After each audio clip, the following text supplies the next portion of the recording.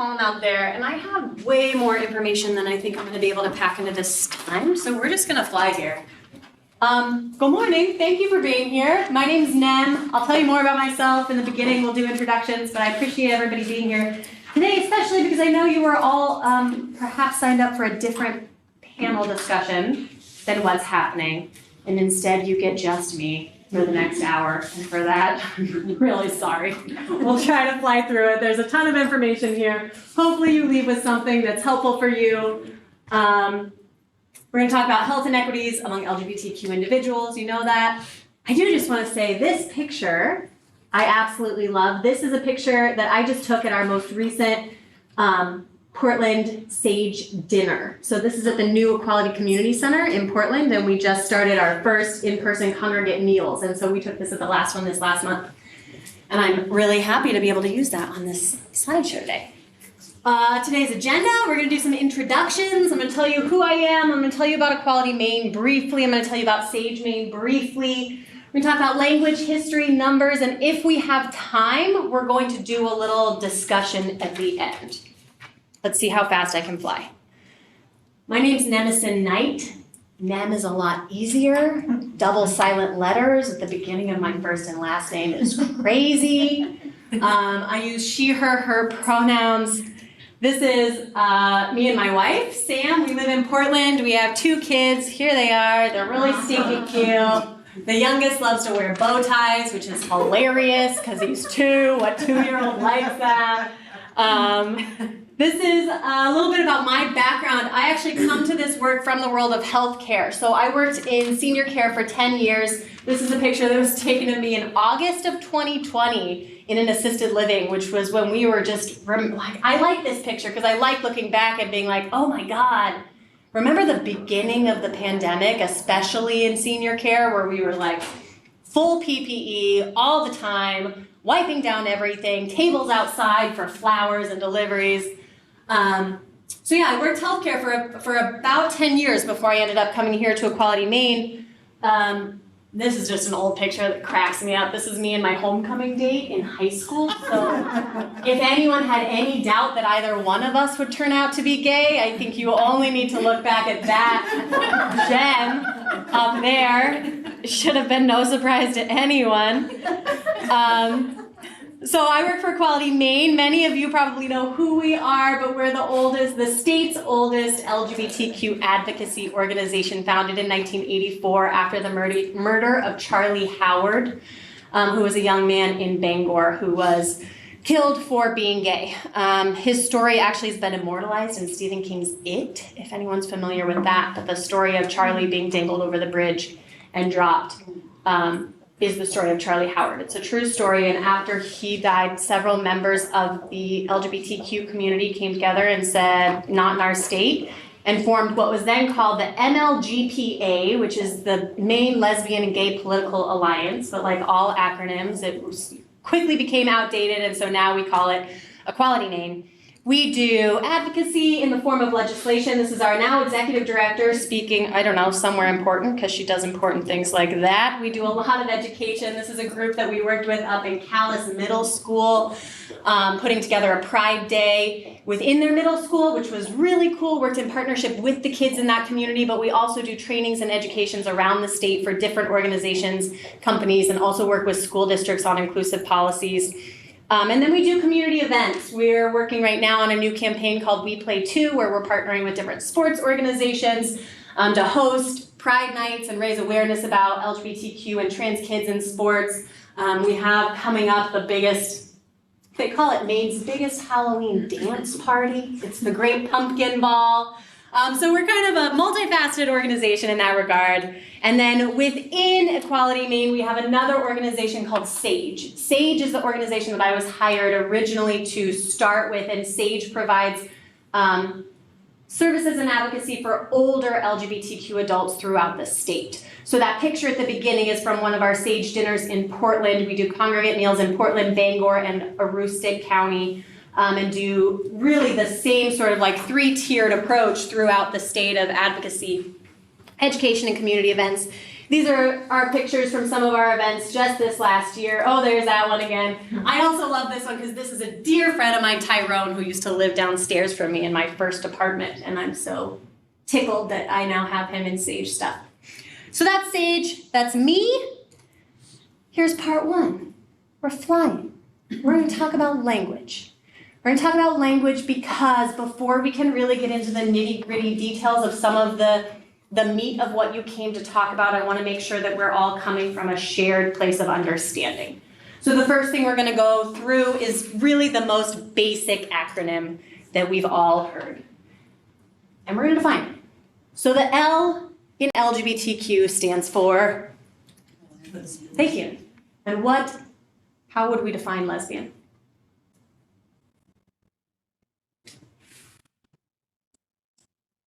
That's not a trick question. Women attracted to women? A woman attracted to another woman. Perfect. What's the G? Gay. Gay. And how would we define gay? A man attracted to a man. A man attracted to a man. Thank you. There's another use for that word. Does anybody want to toss it out there? Happy. Well, happy, sure. Sometimes we also just use it as like an umbrella term. Yeah.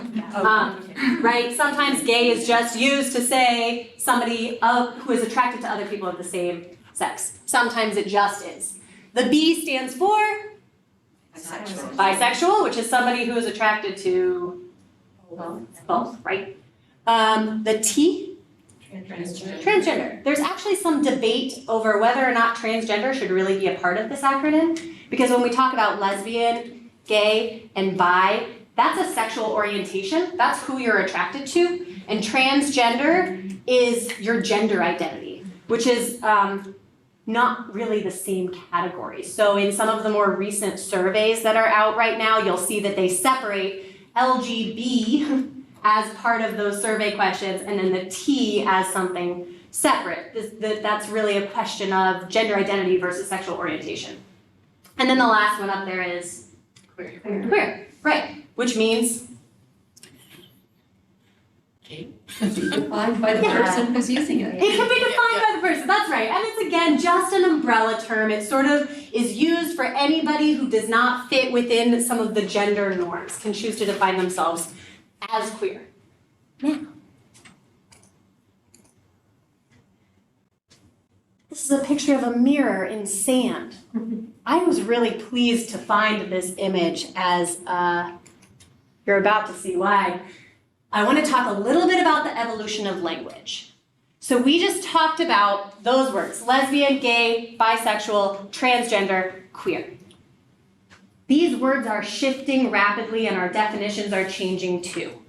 And the words that somebody uses to identify themselves as might not be the words that you would use, right? So when you're working within this community, it's important that we, A, mirror the language that somebody uses for themselves, how they choose to identify.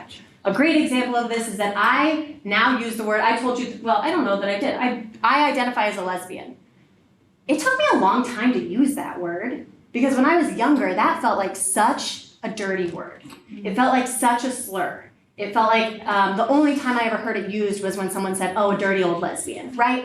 It really took me to my adulthood to use that word to identify for myself. My wife still hates it. She will always tell you that she's gay before she tells you that she's anything else, and even then she sometimes might just tell you she's a dyke, which is another word that some people really prefer and some people don't. And actually the split on dyke is very interesting because it seems to be like older lesbians like that word, and then like the late 20s, mid 30s kind of like that word, and then like our teenager who's 15 thinks it's a slur and is like, I would never use that word. So it's interesting to look at the way these words, their definitions have really shifted. There are some people who will not use the word homosexual, will not, because for so long that was used to pathologize, right, this sort of disease of being gay. So it's really important, A, that we recognize that the language that we use is shifting. Queer is another great example. My older adults won't use queer. Anyone under 20 only uses queer. these words are changing and shifting, and so it's important that we hold them kind of gently, which is why I like this sand picture, right? Like you try to hold sand too tightly and say, this is what it means, it's all gonna slip through your fingers. You really kind of have to hold this terminology carefully because it is evolving rapidly. And one of the easiest ways to do that is to just mirror the language that somebody uses for themselves.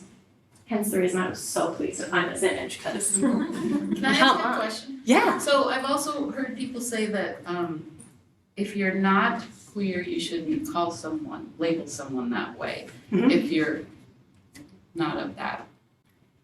And I don't know if that's true or not, I've heard lots of different things. I mean, again, I would always let somebody identify themselves first before Yeah. you use words to identify Okay. them. I would also add as a caveat to that that queer is starting to pop up in more like official capacities of an identity that you can select. So like on a form, it's perfectly fine to have that as something that people can self-select, Okay, but the option to self-select is what's really important. okay, that makes sense. Yeah. Hence the mirror. Hence the mirror, right, language mirroring. All right, history. Old James Baldwin quote, famous gay in history. This is a new section that I've just started doing specifically in relation to older adults. We're gonna go through really briefly the life of your average 85-year-old man. And we're going to look at sort of the history of their life in relation to major events happening in LGBTQ history. So this is kind of looking at his life. It's mostly just giving you a real fast forward version of LGBTQ history. But I think that this is important because so often now we say things like, well, we have gay marriage. Well, things have changed so much. People are so accepting now. And one of the things that I'm really passionate about is remembering that especially for our older adults, this is a lifetime of lived discrimination. And so because we have marriage, hasn't really erased any of their experiences or what they bring with them, especially when doing things like accessing hospice, medical care, end of life, any of those things sort of bring this lifetime of discrimination with them. So we're gonna do a really quick flash forward here. I've chosen the name Darwin because I worked for the funniest little gay man named Darwin once upon a time. And I looked up to see if I could use his name for this, to see if he's still alive. He is, but he doesn't live here, and he happens to have been born in 1937. So this is gonna be the life of Darwin. When he was 13 to 17 years old, that was what we now know of as the peak of McCarthyism, right? So like in 1950, there was a Senate report titled Employment of Homosexuals and Other Sex Perverts in the Government that was distributed to members of Congress after the federal government had covertly investigated employees' sexual orientations and laid off hundreds of people under suspicion of being gay. This is later known as the Lavender Scare, and ultimately turns into actual legislation banning homosexuals from being employed by the federal government because they are seen as security risks. So Darwin would have been 13 years old when that's happening, and that's kind of a big deal. And if we think that like maybe a 13-year-old wasn't paying attention, I can tell you I was 11 when Matthew Shepard was killed 45 minutes from my house, and you bet I remember every second of the political ripplings that had. So a 13-year-old is certainly paying attention to this happening in the government. In 1952, that's the first time that homosexuality is listed as a sociopathic personality disturbance in the DSM. The sort of rippling implications of that is that it then enables people's families to involuntarily commit them for being homosexual. 53 is when Eisenhower officially signs the executive order. Ooh, I gotta skip ahead, hold on. Oh, no, I'm still good. I just gave you more information here than you needed. In 53, there is an executive order signed that officially bars homosexuals from working in the federal government. So now let's fast forward all the way. This is like sort of his like childhood, right? Is like all this like worry about the homosexual permeating the federal government. He's 32 years old when Stonewall happens. He's 30 32. He's lived an entire, young adult life up until this point. And for those of you who, we all sort of know the story of Stonewall, but Stonewall also was predicated by a series of riots because gay people were being systematically rooted out from any public spaces and told they weren't allowed to be there. In fact, immediately prior to this, there was a sit-in in New York because it was legal in New York to refuse service to homosexuals on the basis that they were unruly, I think. I can't remember the exact word, but basically you could be like, I'm sorry you're gay, I can't serve you because you're gonna cause havoc, which is wild. I mean, maybe we would, but beside the point. So he's 32 and Stonewall happens. Stonewall's actually a multi-day protest that takes to the streets. There are trash campfires. I mean, it's like the first time that, not the first time, but one of the times that people are really pushing back against the police. Of course, nothing ends up really in the news about it, but the community within New York City knows about it. So he's 42 when Harvey Milk is both elected and then the following year assassinated. This is someone who's roughly his own age who's entering politics, right? He's in his 40s. That's about the age when people start considering their own political careers. Of course, I imagine he's not considering a career in the federal government since that's not really a place that he's welcome. But this is when Harvey Milk is elected, starts enacting ordinances protecting gays and lesbians, which is one of the first times in history that we've seen that happen. And within a year, he's then assassinated. When the man who assassinates him, Dan White, is convicted of voluntary manslaughter, there's outrage over what people think is a lenient sentence, and so it results in a massive protest of San Francisco City Hall, and then 10,000 people march to commemorate Harvey Milk's birthday, which happens the following year. He's 50 years old when ACT UP has their first march on Wall Street. Or, sorry, this is supposed to be Washington, not Wall Street. That's a typo. To put this into a little bit of context, because I think it's especially important for hospice workers. He's 50 years old. He's 50 years old in 1987.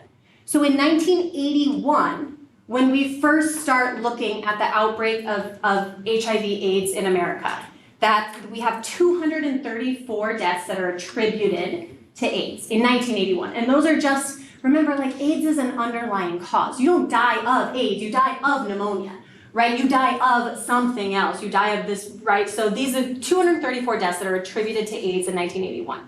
In 1982, there are 853.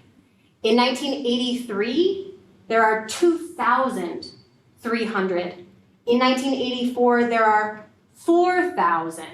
This is his community. These are his friends, right? This is everyone he knows.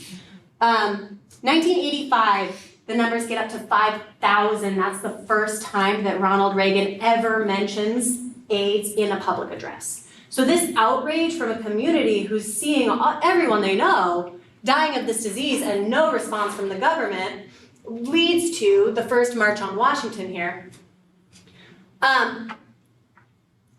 This is important specifically if you're working with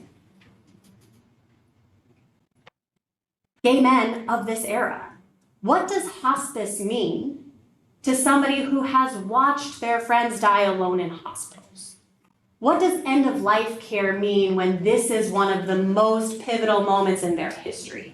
I think that these moments are important to remember when we're approaching people in end-of-life care, sort of what they've seen from healthcare workers in their lifetime. It's not a reflection of who you are now. It's a reflection of where they've been. So this moment in history, I think, is important. Generally, this is much longer because there's a lot more history to cover. But he's 56 when Don't Ask, Don't Tell happens, which is, many of us remember, said, you can serve in the military if you're gay, as long as you just don't talk about it. What it says is we just won't ask you. We'll let you in and we won't ask you and you don't have to talk about it. Skipping way ahead, he's 78 when we get marriage. He's 78. So when people say, well, we have marriage now, this man's not married. You think he went out at 78? And some people did. But for many people, marriage became sort of an institution that did not want them, and they still, to this day, want no part of, right? So I think it's important to kind of put that history in perspective when we're working with older adults, of this is kind of the history that people are bringing with them in many ways.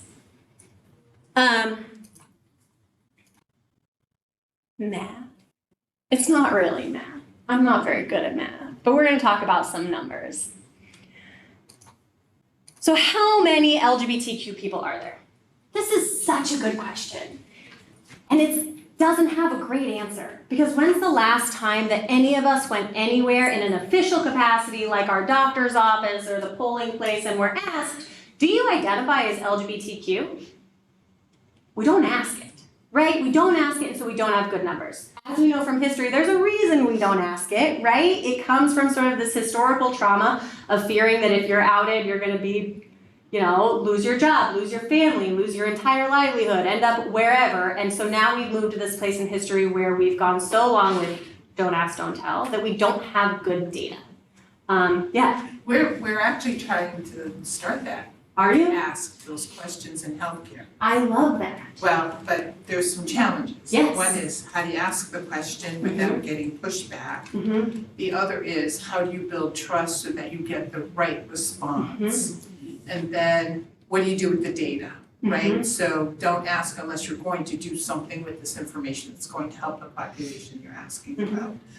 And so if you could just help us think about how to do that, that would be helpful in your conversation Yes. here. I can tell you that we, Equality Maine, last year worked with Maine Healthcare Association in a survey that we sent out to our community saying, essentially, do you want to be asked this question? Are you comfortable being asked this question? How do you want to be asked this question? So we have that data that we shared with Maine Healthcare Association. I can also tell you that in other similar surveys that I've seen, the majority of LGBTQ respondents say, yes, I want to be asked this. Yes, I want to tell you. And the majority of healthcare providers say, I don't think my patients are comfortable with me asking that question.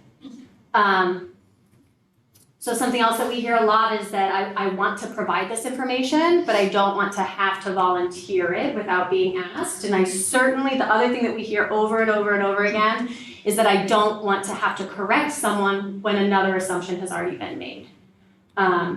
It's always better to ask from the beginning, and some of it is actually just changing the way that we use language. Instead of asking about a spouse, it's asking who's important to you. Instead of asking about, even using terms like immediate family or chosen family, and chosen family is a really, really big one, especially for our older community who, many of whom have zero connection with any of their biological family anymore, and their entire social networks are comprised of their chosen family. Yeah, we're starting to change our questionnaires so that when we ask for parents, they don't include just father, mother, that they include a list of potential parents that, children might have, so that you're not assuming there is a mother, father. Right. That we're open to whoever is. Right, who's important to you? Yes. Who do you want to make decisions for you? It's kind of opening up the way we ask some of those questions. I think I'm really glad to hear that you're doing that, because one of the things that, like I said, that we hear consistently is once someone's made an assumption, I don't want to correct them. Because now I'm in a place where they've made that assumption, and so I don't know if it's because they think that there's no other way to be. I can also say, I'm standing up here right now as a professional gay, right? This is what I do for a job. But I worked for 10 years in healthcare, and my most recent job at an assisted living was the first time in 10 years that I was out at work. Especially working with older adults, especially. And once an assumption is made by someone, it's so much easier to just refer to someone as a spouse. My wife's name is Sam, so that's a nice, easy, gender neutral. Once that assumption has been made, it's so much easier to coast on it than to start putting out all of the little misinformation fires. So the less we can make those assumptions up first for people, the more we can let them tell us who they are, the more likely, and open the ground for them to give those honest answers. I think they do want to answer. They don't want to have to correct. The short answer to this, and it's a little outdated, but in And this survey, I think, was 28% of respondents identified themselves as LGBTQ+. The previous years was 6%. Those numbers are really ticking up rapidly, and we also see that the numbers are almost double with youth populations. There's a lot of talk about how perhaps this is because it's really in vogue right now to be gay among the youth, but I'd also like to push back a little bit against that with statistics on left-handedness. 100 years ago, only 3% of the population was left-handed, and now 11%, and I don't think it's because it's cooler. I think it's because we stopped punishing people for being left-handed, and we took away the stigma of being left-handed. So just tossing that out there, especially when we look at our youth numbers and the consistent growth that we're seeing among the general community. One of our more recent surveys has that 8% number even higher. Trans-identified people, I wish it was in a percentage, it's not, but the Williams Institute say there's about 1.6 million people in America who identify as transgender. This has nothing to do with our previous slides, so take a second to shift gears with me.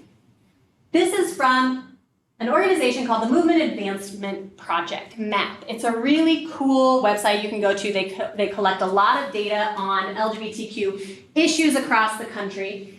And this is a map of states that have good, okay, and terrible LGBTQ policies. So this is also something I think that's especially important for us in Maine, because we're up here in Maine, right, and we're dark green. We are great. If you are LGBTQ in Maine, you are very protected on really all fronts within our Maine laws. We've worked very hard to make sure that you are protected from discrimination in almost all areas, and that you have access to the ability to change your gender marker on Social Security and IDs. Anywhere down this color spectrum, you can see it kind of getting worse. Anywhere that's red isn't just like they don't have laws protecting people, it's like they have laws making it legal to discriminate against people. This is current. This is not an old map. So again, something we hear a lot is, well, we have marriage. And marriage is one thing that we have, right? And here are all of these other states where it's still very legal to discriminate against LGBTQ people. Here's another, not all letters are created equal. Okay, we're gonna talk a little bit more about disparities here, and then I'm gonna show you that map again in relationship to finances. So we talked about disparities among LGBTQ people a little bit in relation to historical trauma. As a result of that, obviously people are more likely to not have a PCP, to avoid seeking health care. I have people in stage right now who talk about before they have home health care providers in, they go around and turn around all their pictures until they know who's there, right? Because when you're in that spot, you just don't know. I want to talk a little bit about demographic data in terms of socioeconomic breakdown, because it's not the same. This is the Williams Institute. They do great surveys. This is a study of LGBTQ poverty in the United States. You can see transgender identified people really, really, really top this poverty gap. Followed by bisexual women. I think these graphs are fascinating. I think they really kind of point out that it's not the same across the board, right? It's just not. Every experience is different. Every breakdown within this acronym has a different experience. It's also fascinating to me that bisexual men are in here. Like, if you asked me, I would say that there's probably more of a gender, if I had to guess, I would guess that there's a gender inequality that would happen that would put bisexual men at a higher earning capacity, but they sit right there, being a little bit less, or a little bit more poor than lesbians. I'm gonna show you this in a couple more ways because I got really excited about these graphs yesterday. So can I ask a question about that, going back to? Yeah. Is there some intersectionality in that in terms of? So much. Yeah. So much. I didn't even break this down into the intersection of race and how that impacts this. Transgender women of color certainly absolutely top this chart. And bisexual women of color are experience some of the highest poverty rates in the country. I don't know why. I haven't spent a lot of time studying that, but I know that consistently that comes back in surveys that bisexual women of color actually experience higher rates of poverty than almost any other demographic breakdown along race. I did have some that specifically dove into that, and I was like, I'm not gonna have time to really do that. Here's a map that I also just discovered that I think is fascinating. Okay, so this map is looking at poverty rates in the US. So anywhere that's yellow, the LGBT poverty rate is generally the same as non-LGBTQ poverty rate. Anywhere that's orange, you are more likely to be in poverty if you are LGBTQ. Anywhere that's gray, we just don't have data. That includes Maine. Now I put this map against the policy map because I was like, maybe this matches up, right? Like maybe you're more likely to be impoverished if you also live in an area where there's more discrimination, and that's not true. That's not true. Like look at all of these little green states up here that have pretty good policies, and yet LGBTQ people still experience higher rates of poverty in those states, despite the policies that are really put in place to protect them. I put this map up because I think it's important to remember that while we have great policies, we also don't have any data on Maine looking at LGBTQ poverty. And so again, another sort of assumption that we can like check at the door is like, we don't know. This is also a little, and maybe this is just getting like too much. I promise this is the last graph, but I found it yesterday and I was excited. I think it's interesting to look at poverty rates by age as well, because there's this interesting uptick at 35 to 44 for transgender individuals and bisexual women, or I'm sorry, bisexual men, that happens 34 to 44 and 55 to 65. Both of them have this uptick in poverty rates. Again, if anyone wants to go look at this study, it's fascinating. It's from the Williams Institute, and it just recently came out. All right, you don't have to listen to me for another minute. I'm going to play a video for you that's going to break down some of the inequities among aging LGBTQ individuals. So here's hoping this plays. As the American public ages, so do lesbian, gay, bisexual, and transgender people. LGBT older adults face the same challenges as other older adults, including financial worries and health concerns. But LGBT older adults face additional challenges. Let's compare two women, Tina and Jackie, who were both born in 1947. In 1967 in college, Tina meets Frank, and Jackie meets Francis. On a date with Francis after work, Jackie is seen by a coworker who tells their boss. Jackie is legally fired and takes a lesser paying job at a factory. In 1973, Tina marries Frank, but Jackie is unable to marry Francis. In the 80s, Tina and Frank have children, but Jackie and Francis are barred from adopting. After decades of hard work, in 2010, Frank and Francis retire. Tina takes Social Security spousal benefits. But because the federal government didn't recognize same-sex marriages then, Jackie is denied those benefits. In 2015, right before the freedom to marry becomes available nationwide, Frank and Francis die. Tina pays for her in-home care with her Social Security survivor benefits and funds from Frank's pension. Jackie is denied Social Security survivor benefits, and because she was not a legal spouse, is also denied Francis's pension. Their apartment was rented in Francis's name, and her state lacks non-discrimination protections in housing, so Jackie is evicted when she tries to change the lease into her name. Lacking an income and a place to live, Jackie moves into a nursing home and relies on Medicaid to pay for it. She fears discrimination if she shares stories about her past, so she doesn't talk about her life with Francis. Tina can afford in-home nursing care and has the support of her children. After a lifetime of discrimination, LGBT older adults face economic insecurity, poorer health, and reduced support networks. Find out more about the unique disparities facing LGBT older adults and how to remedy them, as well as the strength and resilience of LGBT adults at lgbtmap.org/older adults. Is that video available? Yeah. Yes, Is it, yes, it is. I like that video because I think it really, well, now we're stuck on it forever, so I'm glad you liked it because we're never leaving. As you Oh, there we go. I like that video because I think it does a nice job of sort of breaking down, really it is the worst possible scenario and outcome, but also not an unlikely outcome. Another slide that I pulled out of here that I'm now wishing I included is the support networks. So as you work with older adults, what do you see as primary support networks? Family. Right? It typically starts with like a spouse, Yep. and then children or grandchildren. Yep. Mm-hmm. What else? Friends? Right? Yep.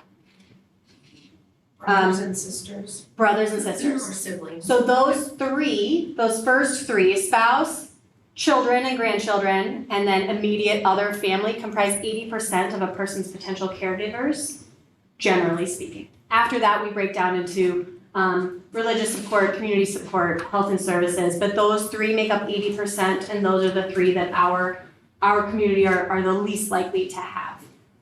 So we actually start to see a phenomenon that's being called horizontal caregiving, where the 75-year-old in their house is caring for their 78-year-old friend down the street, right? Because those are the supports they have. Another area to really consider, especially in your line of work, I talk to a lot of folks who don't know who to name as a medical power of attorney. Yeah. That's a really, really big issue that many of them face, and a lot of them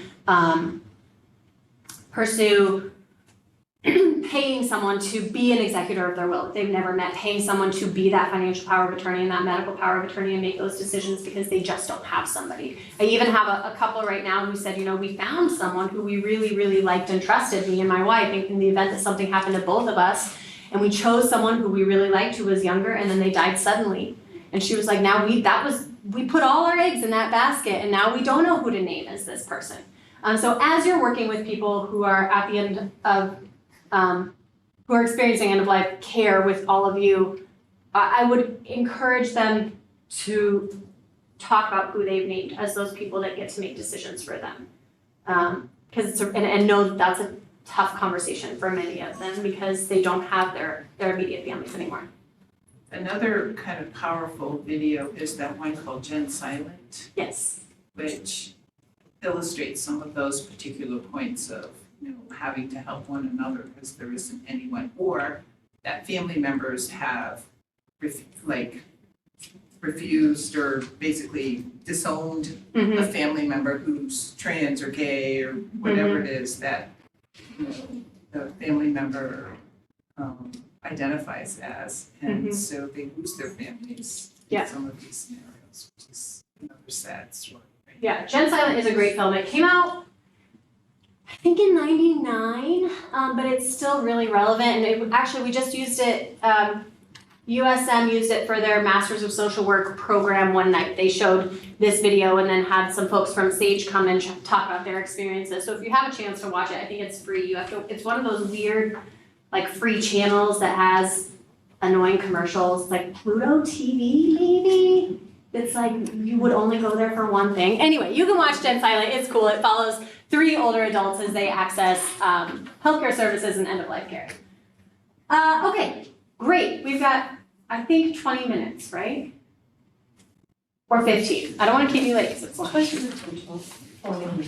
12:15? Okay, we have 20 minutes, which is great. I have a few discussion questions, and I think for these, I have a couple discussion questions. Let's maybe do 3 groups. If we could do these 3 and then these 4 and the 4 in the back. And if you can get in groups and also introduce yourselves and use pronouns, which is something else that we're really just trying to, I didn't talk a lot about pronouns. I kind of pulled that slide out of here. But the use of pronouns is something else within the LGBTQ community that we're trying to normalize sharing those in the same way that you share your name because you don't want someone to look at you and decide what name you look like. It's the same with pronouns. We'd like to be able to tell people who we are and not have them make assumptions. So as you're working with clients, it's another really good way to signal to somebody that you are a safe space without saying, I think that maybe you're gay. It's opening up that sharing of information. Listen, I've had those conversations. Whatever, that's a different story. So please introduce yourself in your group with your name, your pronouns, and if you can, try to share, well, I'll just give you this first question, and we can pop right in. I'm not gonna make anything up because I put these in here, so let's use them. Questions or conversations that we as healthcare providers ask that assume a non-LGBTQ identity. All right, let's do like the next 5-ish minutes and then we'll move on.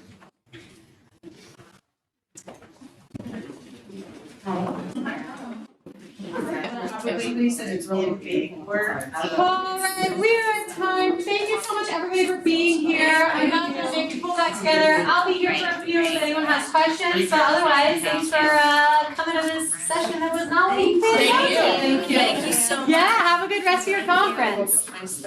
Really, Yeah. Yeah. Nice to meet you. Thank you. Getting to say email. How you